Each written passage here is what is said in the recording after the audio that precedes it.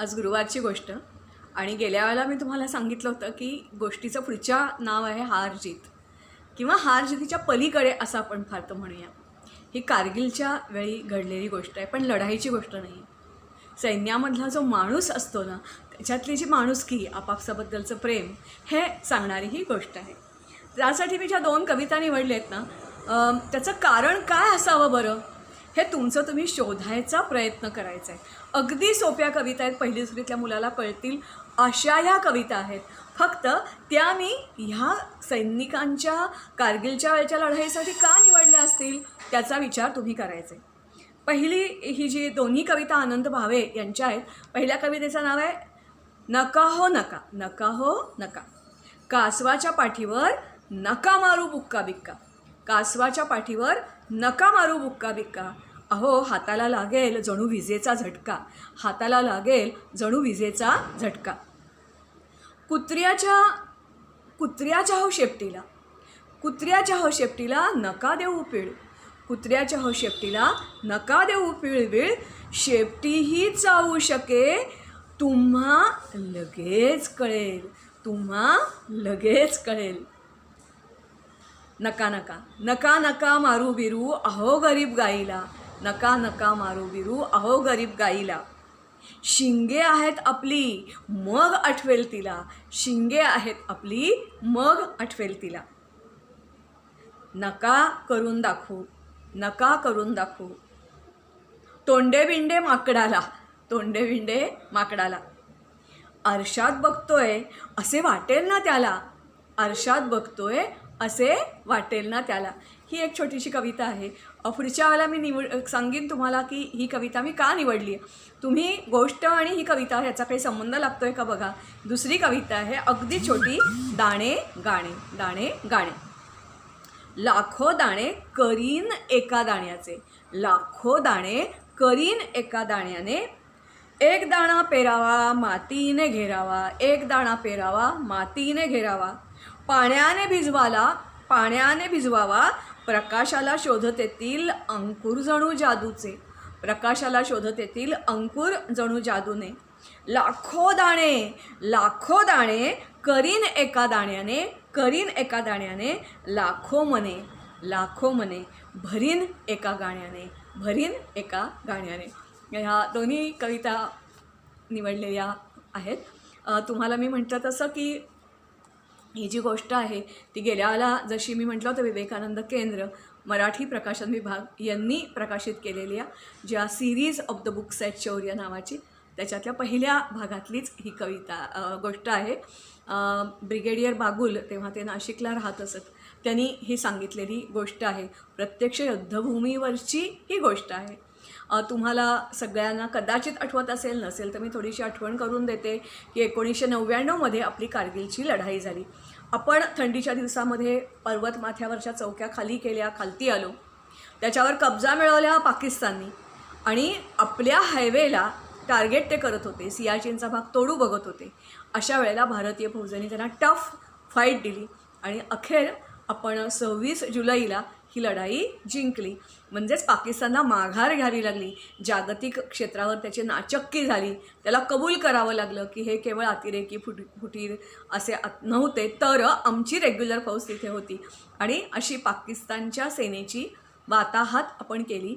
खरं तर त्यांना लढाई जिंकणं अधिक सोपं होतं, ते उंचावर बसलेले होते. खालून वर चढून जाणाऱ्या फौजेला टार्गेट करणं सहज शक्य होतं, पण आपल्या सैनिकांनी जीवाची बाजी लावली आणि ही लढाई जिंकली. असे आपले हे शौर्य सैनिक. पण शौर्य गाजवणारे सैनिक कोणाचे तरी आई बाबा भाऊ बहीण असे सगळे नातेवाईक त्यांना पण असतात ना. आणि अशा एका बटालिक क्षेत्र हे सियाचीनच्या जवळ येतं. अतिशय थंड हवा, तेव्हा मे जून महिना होता, तरीही कित्येक पर्वतमाथ्यांवर अजून बर्फ वितळलेलं नव्हतं, पण घळीतही बर्फ होतं. टेम्परेचर रात्रीचं अजूनही शून्याखालती जात होतं. प्रचंड थंडी होती, प्रचंड वारा होता. उंच उंच टेकड्या, गवताचं पातही तिथे नाही. वर चढणं मुश्किल होतं, कारण जवळजवळ 12,000-15,000 अशा फुटा उंचीवर हा सगळा भाग आहे.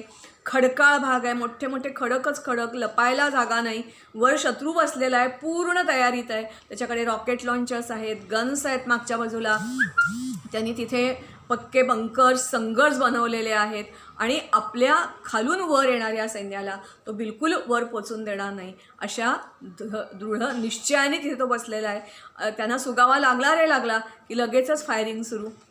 काही वेळेला आपल्याला रात्रीची कारवाई करायला लागली, काही वेळेला पर्वतमाथा इथेच आहे पण समोरून लढाई न करता डाव्या बाजूनी, उजव्या बाजूनी किंवा चक्क मागच्या बाजूनी आपल्या सैनिकांना लढावं लागलं आणि अत्यंत कठीण अशी ही फाईट होती.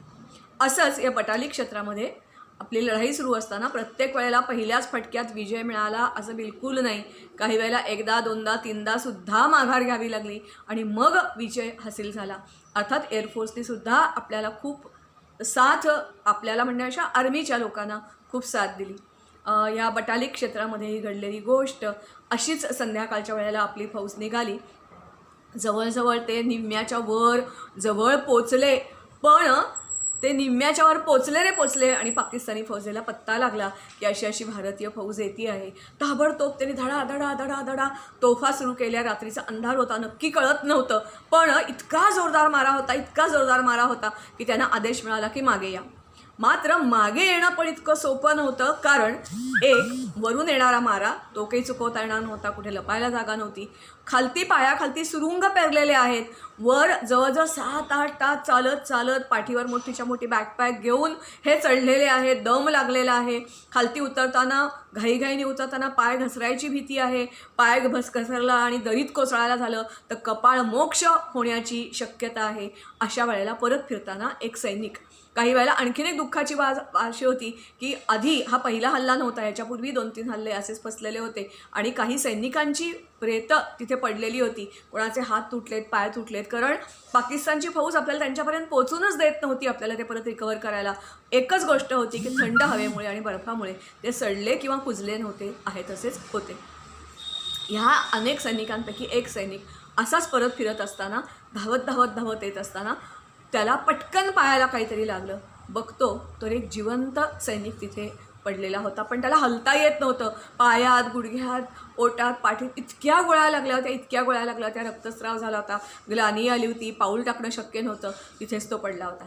ह्याचा पाय त्याला लागल्याबरोबर त्याच्या जीवात जीव आला, हां कोणीतरी आहे आणि कोणतरी आपल्याला जिवंत आहे हे कळलेलं आहे.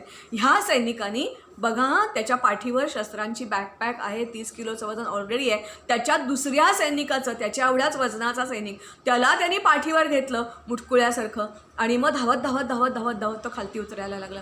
खालती उतरायला लागलेला असताना बघा, वरून मारा होतोच आहे, खालती सुरुंग फुटणारच आहेत याची पर्वा न करता तो खालती आला. मात्र खालती आपले त्याचे बाकीचे जे साथीदार होते तिथे उभे होते. आल्या त्यांनी ताबडतोब त्याच्या पाठीवरचा जो सैनिक होता त्याला काढून घेतलं आणि त्याला काही ते विचारणार, त्याच्या आत ह्याला एवढी घाई झाली होती की हा तसाच मागे फिरला, कारण ह्या सैनिकाला पाठीवर घेऊन उतरत असताना त्याच्या वाटेत त्याला दुसरा एक सैनिक दिसला.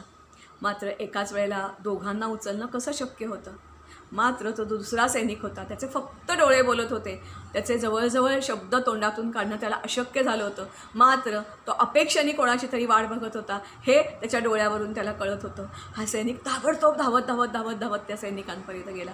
त्या सैनिकाला त्यांनी परत पाठीवर घेतलं. खरं केवढा दमला असेल, जस्ट कल्पना करा तुम्ही, पायात किती गोळे आले असतील, काय झालं असेल. आणि हा दुसरा सैनिक पाठीवर घेतल्याबरोबर हळूच बोलला, मेरे बेटी को मैं घर पहुंचूँ या नहीं पहुंचूँ पता नहीं, फिर भी एक संदेशा ज़रूर देना कि तुम्हारा बाप आखिरी दम तक तुम्हारी याद करता था और उसने आखिरी दम तक लड़ाई की है, देश का नाम और फौज का नाम रोशन किया है, तुमसे भी वही उम्मीद करता है. वो बेटी मेरे घर में अकेली है, उसकी माँ गए साल ही कैंसर से गई. हे सगळं ऐकल्यानंतर ह्या धावणाऱ्या सैनिकाला आणखीनच गलबलून आलं. त्याला स्वतःची बेटी, त्या दुसऱ्या साथीची बेटी सगळं दिसायला लागलं आणि काही करून याला खालती पोचवलंच पाहिजे या दुर्दम्य आशेने तो धावायला लागला. एवढ्यात त्याच्या पाठीवरचं जे काही मुटकुळं होतं ते पटकन हललं आहे असं वाटलं, कारण गंमत अशी झाली होती, गंमत म्हणण्यापेक्षा एक दुष्ट गोष्ट अशी झाली होती की वरून येणाऱ्या गोळीनी बरोबर ह्यांना हेरलं. पण एव्हा दिवस उगवायला लागला होता, यांना इझी टार्गेट दिसलं पाकिस्तानी लोकांना. त्यांनी जी गोळी मारली ती पाठीवरच्या सैनिकाच्या पाठीत बसली. आधीच हा सैनिक जखमी झालेला होता, त्याच्यात आणखीन असा नेम धरून मारलेला जो वार होता, त्यांनी तो बिचारा खरोखरीच गतप्राण झाला. मात्र त्याच्या तोंडातून भुकाचूसुद्धा निघालं नाही. हा असाच त्याला घेऊन खालती आला. खालती आल्याबरोबर बाकीच्या लोकांनी त्याला घेतलं, दुगदुगी आहे का बघितलं, हॉस्पिटलमध्ये हलवलं, जे काही करायचं ते केलं. हा सैनिक जो होता त्याला सगळी म्हणतात, थांब थांब थांब, कुठे चाललास कुठे चाललास. त्याला थांबायला वेळ नव्हता, कारण त्याला माहिती होतं डॉक्टरच्या हातात गेलं की तो औषध देणार, आपल्याला गुंगी येणार. कारण त्यालाही जखमा झाल्या होत्या ना, भरपूर लागलं होतं त्यालासुद्धा. त्या गोळ्या बाहेर काढायच्या होत्या, त्याला दवाई दिली असती की त्याला गुंगी आली असती. तो गेला आणि त्यांनी ताबडतोब 2 पत्र लिहिली. पहिलं पत्र आपल्या घरी लिहिलं आणि दुसरं पत्र त्या सहकार्याच्या घरी. सेम मजकूर होता की हम इधर मजे में है, खुशी में है, चिंता मत करना, जल्दी ही लौटेंगे. आणि सांगितलं तातडीने ही दोन्ही पत्र तुम्ही पाठवा. त्याला माहिती नव्हतं की हा जो सैनिक आहे, जो त्याचा साथीदार आहे, त्याच्या पाठीवरून आलेला, जो मृत झालेला आहे, तो आधी पोचेल की त्याची चिठ्ठी आधी पोचेल. पण त्यांनी हे केलं. त्याच्यानंतर अर्थातच त्याला थोडं रिलॅक्स वाटलं, पण तो म्हणाला नाही, एवढं पुरेसं नाही आहे. मग त्यांनी परत एक विचार केला, थोडंसं पाणी प्यायलं, गरम गरम कॉफी प्यायली. आता त्याला थोडीशी दुगदुगी आली आणि मग त्यांनी दुसरं पत्र लिहायला घेतलं. ते बेटीला उद्देशून लिहिलं. त्यांचे प्यारे अंकल तो त्या बेटीचं बनला आणि त्यांनी सांगितलं, तुम्हें तुम्हारे बाप के ऊपर एकदम गर्व होना चाहिए.